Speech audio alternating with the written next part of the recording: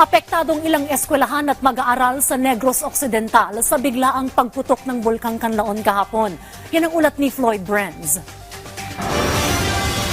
Dahil sa pagsabog ng Bulkang Kanlaon kahapon, agad inilikas ang mga nakatira sa loob ng 6-kilometer danger zone, habang nakataas pa rin sa Alert Level 3 ang Bulkang Kanlaon. Takot at pangamba ang naidulot ng pagsabog ng Bulkang Kanlaon. Sa larawan na ito, makikita na nagtatakbuhan ang mga estudyante sa eskwelahang ito. Kita sa larawan na mangiyak-ngiyak ang isang estudyante. Kita rin sa larawan na napapalibutan ang mga batang ito ng abo mula sa pagsabog ng Kanlaon. Ang ilang mga estudyante at guro sa ilang eskwelahan nagsuot ng face mask. Kulay puti at kitang-kita sa bubong ang mga abo na nakapalibot.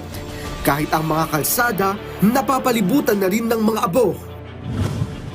Umabot na rin sa mahigit 600 ang inilikas dahil sa pag-alboroto ng Kanlaon. Ayon sa report ng Radyo Pilipinas, nasa mahigit 2,000 pamilya ang apektado.